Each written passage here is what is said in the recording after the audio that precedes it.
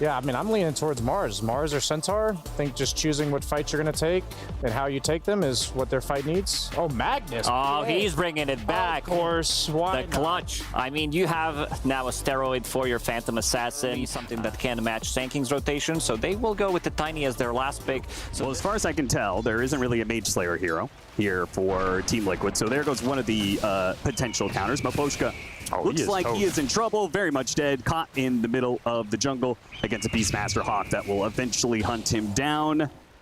Just need the vision for it, and another round, and that'll be 33's first blood. On both sides, right? You have a Phantom Assassin who, once you get strong enough, can maybe burst down the Beastmaster before he starts getting his full drums going out. But you also have the time much earlier. Mickey just gets popped. He did not see that one coming. Not the best at nuking people down. No, they are going to be heavily reliant on the Tiny to pump out the damage, which is where Nisha's matchup is so important. Miposhka going to get run down, but Laurel makes the counter move here to get the kill on the opposing support. Insania for Miposhka is the trade-off. How the offlane goes, and well, of course he's going to say that in the interview. I mean, let's be real. He's also the man that do all the time. Toss over to set up, crash landing, almost kills Mira outright, and Collapse, who already used his skewer because Mickey, maybe this was part of the bait, put the drain on it, the link on him early, Collapse skewered out, now it's on cooldown when they go for the dives. Sal for that too. Bit of extra gold thrown away, and that's a much better rotation for Liquid. 10-minute power room, look for the haste. Just gonna call that every time until it actually is a haste, then I'm gonna look good. I was about to say, you're really stuck on the haste, aren't you? They hit him with the toss, wait for him for a bit more damage. But again, oh, maybe with the stun they can keep it going. This is going to be a hell of a dive, though. They get the tree toss, and that finishes them off. And then a quick toss from Nisha for the extra damage on the mid tower, 33. Instead of pressuring the safe lane tower, has actually come all the way to mid with the Siege Wagon push. They're going to take this tower nice and early and free up Nisha's lane. Another backstab here from Insania hits another Stormhammer to lead Nisha and Co. to get another kill. And they'll go back to finishing this tower. So Liquid up by 3K. Oh, 10 minutes. Yeah, that's pretty embarrassing. The trade smoke in the sense of the lanes are all in for them. They are going to run into Mickey here, so as long as he hit the skewer back into the Burrow Strike, he is done. And Team Liquid not even going to bother to try and rotate. They TP 0 heroes. I'm surprised Liquid gave up that depth there with the other two lanes going in. No one had shown on the map for a long time. It's limited things Spirit could be doing. And they end up not only losing the biggest carry. 33. Oh, want to fight this. Telekinesis grabs him before he gets off a Primal Roar. Gets it off eventually here. Laurel whipping the Burrow Strike. Hits the epicenter, though. Almost enough to finish off Boxy. Not good enough, so they both die. Yeah, I don't know about stunning the boars there. I don't know if that was intentional or not. Had no sandstorm instantly either. He just really wanted a good stinger. Oh, even better if they can find Nisha first pickoff. Hits him with the avalanche, tries to slow this down. It does give his team a little bit of time to be able to TP in. Not enough to save him, but maybe they can hit something. RP grabs 33 as well. Stuns come out. They try and chase after Team Spirit. They're fighting a division here. Trying to get the toss up onto the cliff. Not quite worth it. At 33 at half HP, finally gets off the roar, and the drums start going. But Radon goes for the kill, and they turn around with the Primal Roar, and they do manage to get the kill. Yatoro, though, is now stuck on the wrong side of Team Liquid Heroes. He gets his hop back over to Collapse. Thanks for the help there, and the assistance further. Collapse throws his body on the line, drags 3 heroes away from Yatoro to buy his carry the space to TP away. See Roshan, that Team Spirit have the power to be able to contest. With their double Blink Daggers initiations, they have the opportunity, but they lack the initiation here to get the Primal Roar off on the Sand King. And with the BKB on the Razor and that shard pulling him in, are they going to use the RP to try and bail him out? Collapse says no, not for now. Mickey diving past the tier 2. His BKB now worn thin is going to be RP'd underneath the tier 2. Try and get the stolen skewer away from Boxy to be able to heal out Mickey. Mickey getting some distance. Radon, Yatoro needs the vision. He can't quite get it. He misses the kill on Mickey. This time it's Liquid, who use all of their heroes in conjunction to bail out their carry, and they will wipe Team Spirit in the process. The power of Pipe and Greaves right there. Team Spirit, just beautiful spellcasting from Liquid, and they know their strong points in this game. Willing to take that fight before doing the Roshan. I don't know why, but the Pavis makes me laugh. Like, so many of these big auras, and they just a Pavis on top of everything else. Miposhka gets spotted here in the corner. Uses the Hurricane to push back Boxy. Boxy gonna catch up with the waveform here. He's just trying to keep pace until his team can join him. Until an actual killer, some real damage. And now that they're here, they'll take the kill. They'll take whatever creeps they can get. Boxy's been quite the... It's not like the clearest, you know, Morphling game where he's doing a bunch of really cool stuff, but he keeps on turning into the Chen and stealing some of these creeps. 33 gets the pick off on Mira, but he is entirely alone. Not entirely alone. Nisha hits a huge combo that one-shots Yatoro. 100-0. No high ground now, though, right? You still have Aegis. Oh, yeah. For 2 minutes here, and now there's no BKB on the Phantom Assassin, which means your only play here is Spirit is to land a skewer. And if that gets interrupted, it might just be the game. Boxy now turning into the Phantom Assassin to blur himself. Burrow strike on 2 from Laurel. Team Spirit are going to have to make a lot of these little plays. And if Laurel just gets picked off without any interference from Team Spirit, it's going to be just a terrible start for them, as he just cannot seem to get away. Looks like they're going to try and play off a buyback here. Mira, good stolen toss to keep Mickey off. Oh, collapse. Toss back on Anisha, though. Getting collapsed would be perfect. That is the biggest threat on the side of Team Spirit right now. He tries to make back to the fountain. He just can't quite make it. Hits the wall, slams into it, and just dies like that. Elena Barrick's gone, and another toss back, a beautiful one, as they just keep on going. Nisha gets all the pickoffs, and is the game just over like that, Avery? The Morphling and the Tiny just destroyed them in that fight. The tossbacks here, instant tossback on collapse from Nisha as he was going in looking for that 4-man RP. He would have gotten if it did not get interrupted. Liquid are on point with this push. They know their timing in this game, and they have just diesel train straight through it here. Oh, yeah. And they're trying to use their buybacks now because they know this push is actually happening too fast from Liquid. They have to use that gold.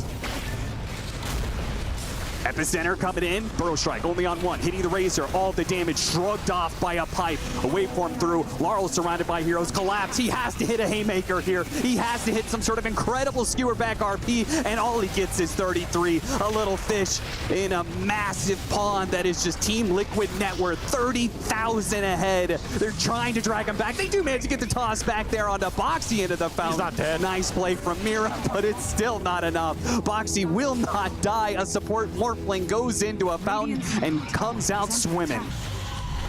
Mega's gone. Collapse is gone. This mag strat had no time to come online. You have one more buyback here to look for something, but good luck. Yatoro just doesn't do any damage into these auras. Just one-shots the Chen.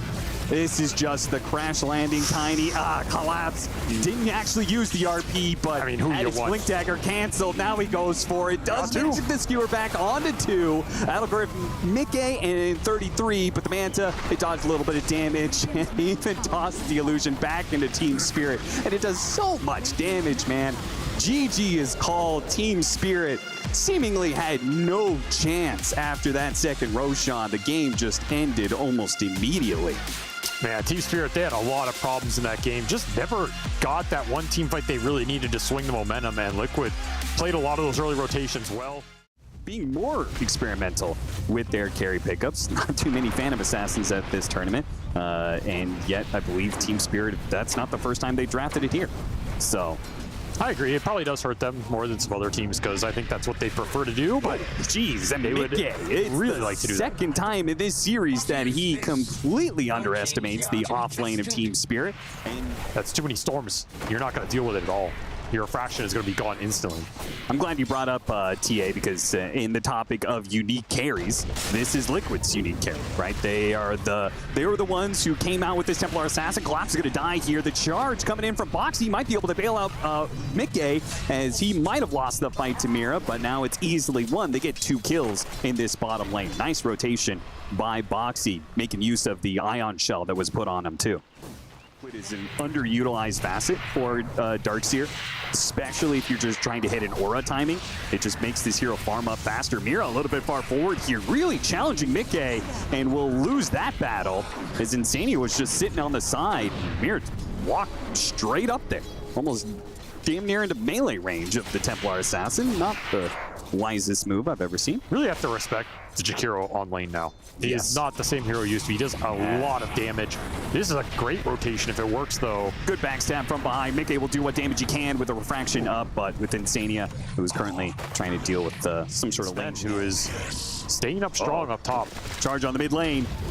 Laurel in trouble, has to turn around and burrow strike. They have any vision? Okay, just the blood grenade and the ion shell will do enough here. Nisha's going to take a couple of shots from the tower, but if he gets the refill on the rune, which he will, then he'll be perfectly fine. Boxy gets disrupted, but he should just be able to run up and maybe pop clarity at some point, charge back into a lane somewhere. Either way, this is probably... Actually, Ziotoro's going to cut across. Where did he come from?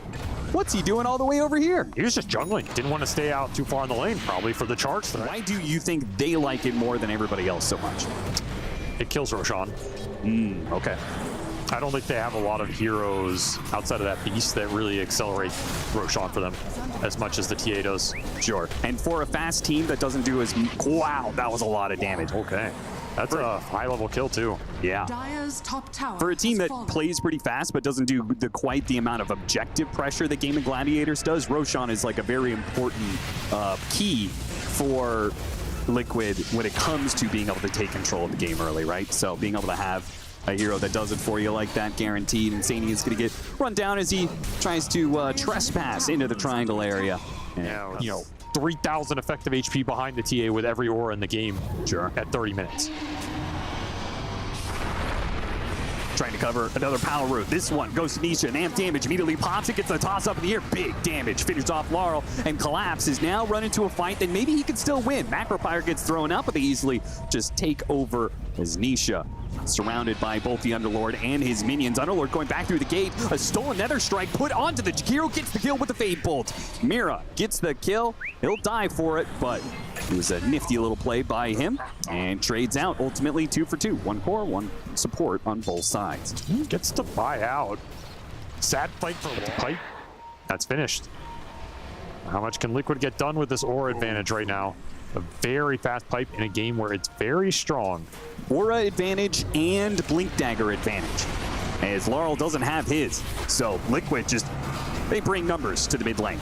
And Team Spirit are going to respond. That was a really good dual breath that was stolen from earlier. Charge through, hitting Boxy as well. Now with Collapse into the hit. They do manage to get the vacuum in there, but Laurel hits a good stinger, blows up 1. 33's low. He's going to burn out. Surely as the Stormbolt comes in and finish him off. Nisha and half HP with Yotaro hot on his heels. Gets a toss over, throws him into Mickey. Mickey, does he want this fight? Mira charges in after Nisha again. But once again, Team Spirit rather, trying to create space for the carry to be able to get out, but this time around it will not work. Nisha gets him on the Blink Dagger toss back. He's blocking it with the last wall illusion.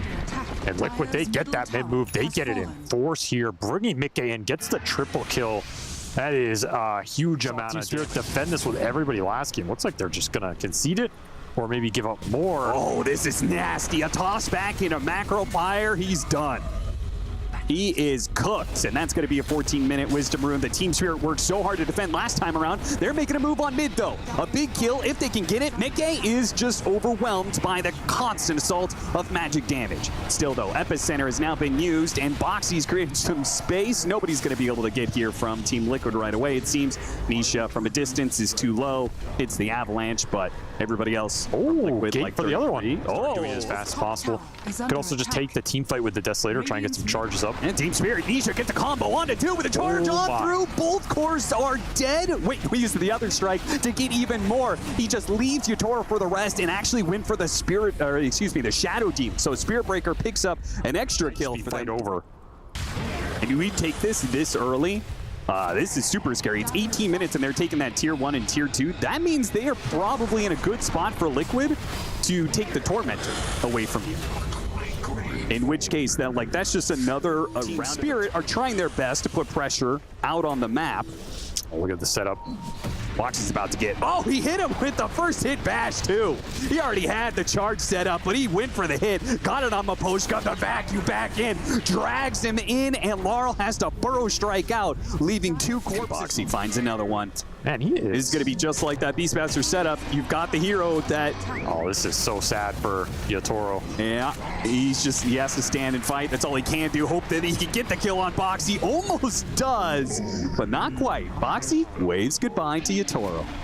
The lead is starting to 21-11, a 9,000 net worth lead for Team Liquid. picks up the other Wisdom Rune on the other side of the map, and it seems like Collapse will still be the victim of such, as Macropire and Ice Path being pump faked a billion times by Insania, and they're catching Laurel on mid. Bro strikes to the low ground, tries to TP away. Damage comes too thick and fast from Mickey as another Desolator charge goes his way. That is the literal dream. He's going to have 33 right behind him, so they might be able to get... Oh, no! He got the blink away before the damage came in. Oh, that's bad. Now they're going to be slowed down by the Shivas. Mickey is going to be able to hit them from behind. 33 is just going to charge in. He knows this fight is good for them. All they have to do is just catch as many heroes as humanly possible, and it's going to be a lot. It's going to be 4. It's going to be a 5th one spotted on the trap. Nisha jumps for him. Can't quite get him, but they will take a 4 for nothing against Spirit. The team was just not ready. Laurel Mid lane pushing in, it becomes more and more obvious as less heroes show. Collapse is going to be the one. But Liquid just keep hitting. You see, where are you at, Spirit? I mean, where's everybody else? You can get some good angle here with this stolen vacuum. That's true. Pretty insane. And they might just back right up Boxy just ran into it. into him. But Boxy ends up charging into all 4 of these heroes. Team Spirit is spotted now. They will get the pick off on him, and Collapse is going to join them for the full 5-man. Nisha actually goes for it, blinks in, immediately telekinesis. Good response from Mira, but the vacuum and wall goes out. Spirit have gotten a decent number of spells out of him. Yatoro's going in. He's going in for the Jakiro right now, put himself on the front lines. Yatoro is getting burned out of a lot of his damage with the buyback coming in. With the Spirit Breaker charging out, Team Spirit need to get out of here. This fight is no longer a thing. Maposhka's going to be the one to have the charge on him. He's not going to be able to disappear into the trees, so 2 dead in exchange for 2 kills. And they're in a corner of the map without Yatoro right now. I assume they're going to try and use the gate to get him here, but a charge actually goes onto Yatoro, and they're going to punish Boxy for that one. Boxy gets caught. That is going to be a dieback. They do get Laurel at the same time. Collapse hidden behind a tree will be able to escape his fate. An interesting trade-off. A longer death timer for the Spirit Breaker for the damage. Surge, okay, also not bad here. Not too bad. BKB, though. 4th BKB for Team Liquid. There is just this nasty window of time where Sand King does nothing. Firestorm does nothing. Pit does nothing. You're going to be working off of Demonic Purge. Oh, pulled him out of the base. Toss him back in again. Disruption. He's going to be outside of the base when he comes out of that disruption and probably killed. They give him the surge to try and get him away, but big damage coming out from Nisha. Bigger from Yatoro, though. He cuts down the Tiny and actually does some heavy damage to Boxy as well. They're going to chase after him. See if they can catch these heroes. 33 cutting in. Back. Buyback's going to be used by Team Spirit. This is a hold they have to be able to win, but Yatoro, a charge onto him. A toss that does big time damage. He has to turn and fight, but there's nothing he can do here. Not against the full collapse of Team Liquid as they throw their last bit of damage. And it's the Conda hit that finishes them off in the end.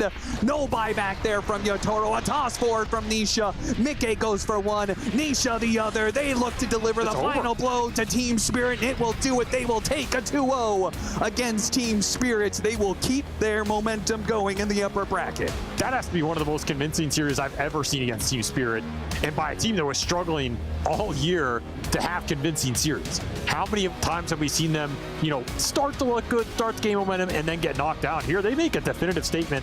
I think for me, this is also one of the more decisive series I've seen from them as a team in terms of they knew what they wanted in the draft, and it was not confusing. It wasn't all over the place.